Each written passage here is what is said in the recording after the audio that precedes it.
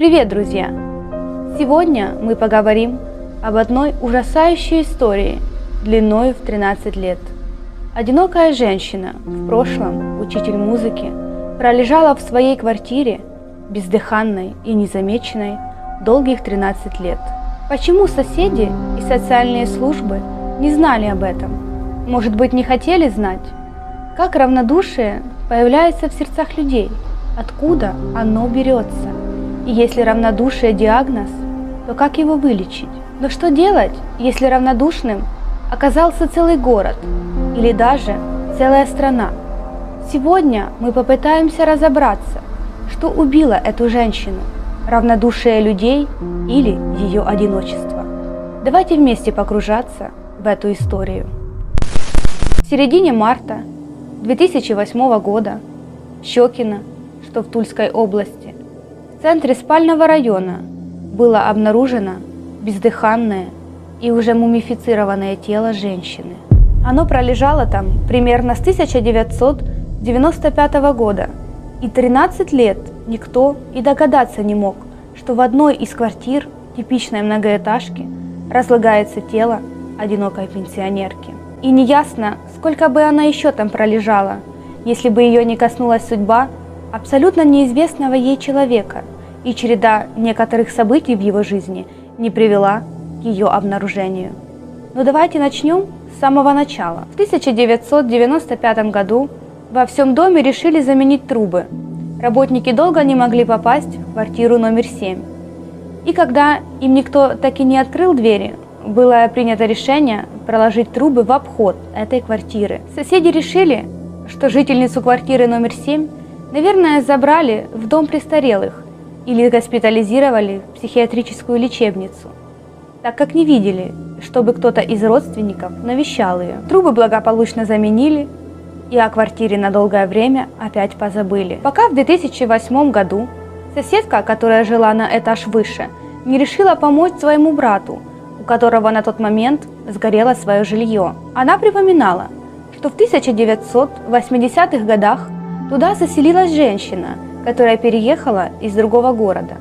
Но она была настолько нелюдимой, что жители этого дома даже не знали ее имени. Тогда она поспешила в администрацию города, чтобы те, в свою очередь, предоставили жилье ее брату-погорельцу, которому попросту негде жить. И тогда, 25 марта 2008 года, участковый вместе с сотрудницей ЖКХ приехали вскрывать эту квартиру. Сотрудница попыталась открыть дверь дубликатом ключа, но дверь была заперта изнутри. Тогда участковому пришлось произвести вскрытие дверей.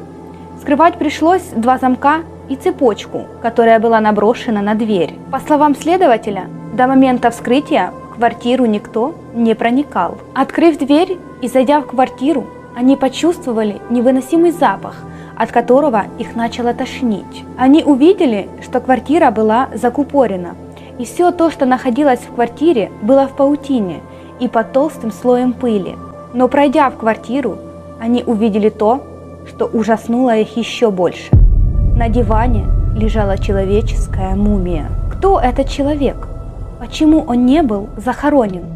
Давайте попробуем в этом разобраться. Это была Валентина Павловна Абрамова, педагог по образованию.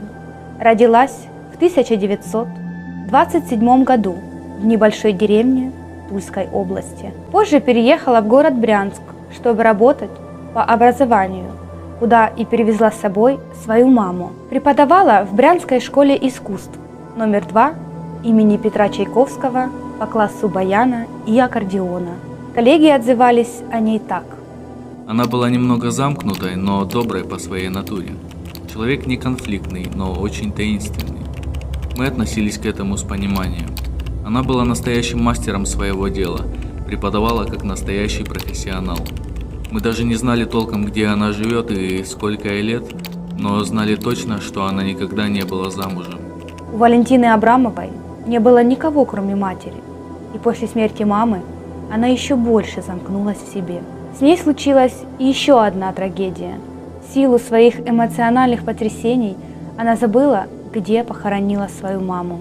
Позже, в 1985 году, Валентина уволилась из школы и переехала в Щекино, в ту самую квартиру номер 7. Она попросту не хотела оставаться в той квартире, где проживала вместе с мамой. Смерть мамы стала для нее огромным потрясением. По приезду в новый дом Абрамова вела совершенно спокойный и отстраненный образ жизни. Она была совершенно нелюдимой и ни с кем не общалась. Как говорят соседи, слышали лишь только то, что она очень красиво играла на аккордеоне и пела какие-то пьесы. Но в один из моментов пение и игра прекратились.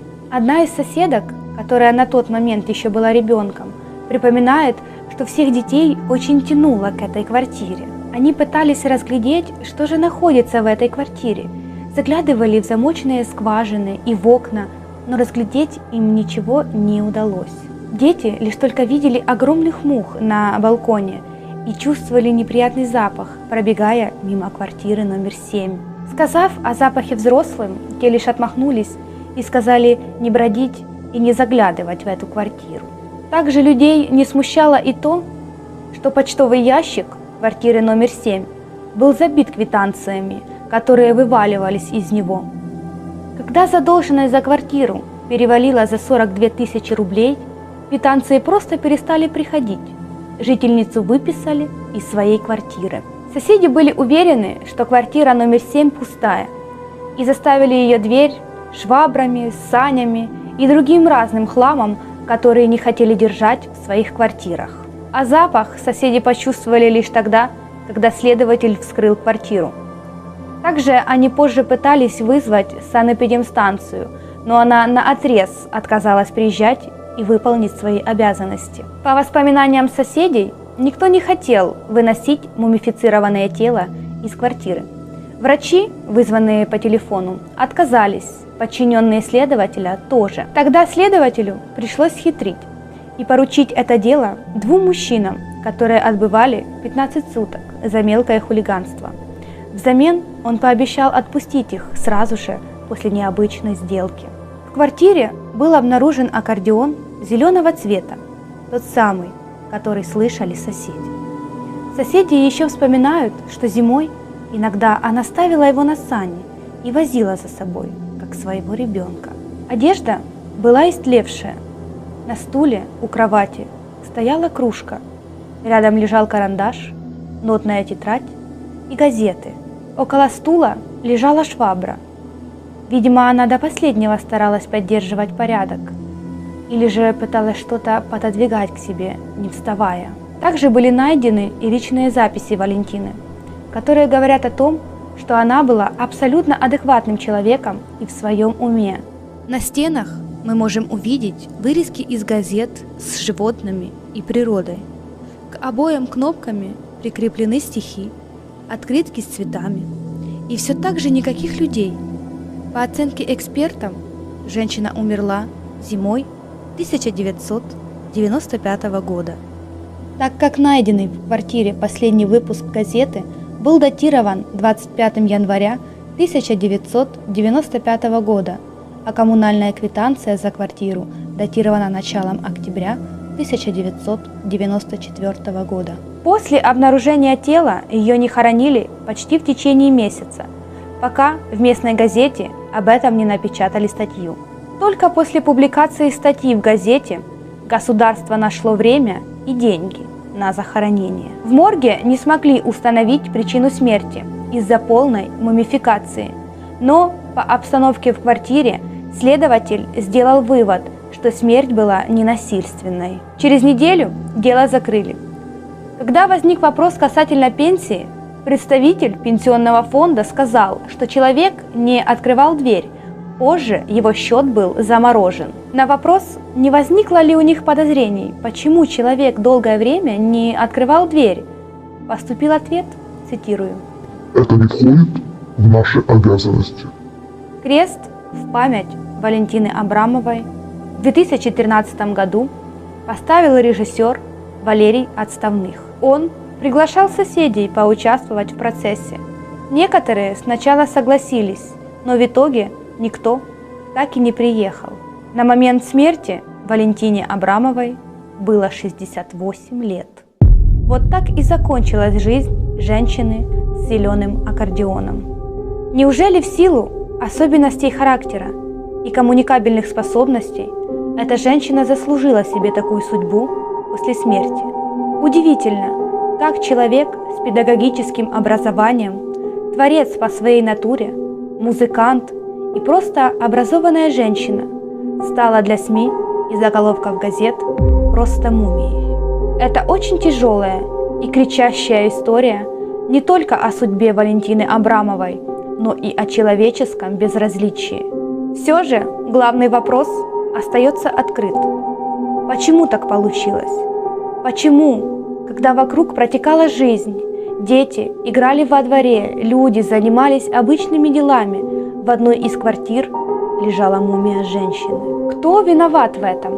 Соседи, социальные службы, может еще кто-нибудь? Неизвестно. Сколько бы еще там пролежало тело, если бы у брата соседки не сгорел дом? Пусть Валентина и была замкнутой, отстраненной, нелюдимой, но это не снимает ответственности с нас, с окружающих. Давайте быть немного внимательней и замечать не только себя. Если вы хотите более подробно погрузиться в эту историю, предлагаю вам к просмотру фильм «Социальный хоррор», в котором Валерий Отставных побывал в этой квартире, пообщался с соседями и социальными службами. Ссылку вы найдете в описании. Спасибо всем, кто досмотрел это видео до конца. Пишите в комментарии свои мысли по этому поводу. И пока-пока.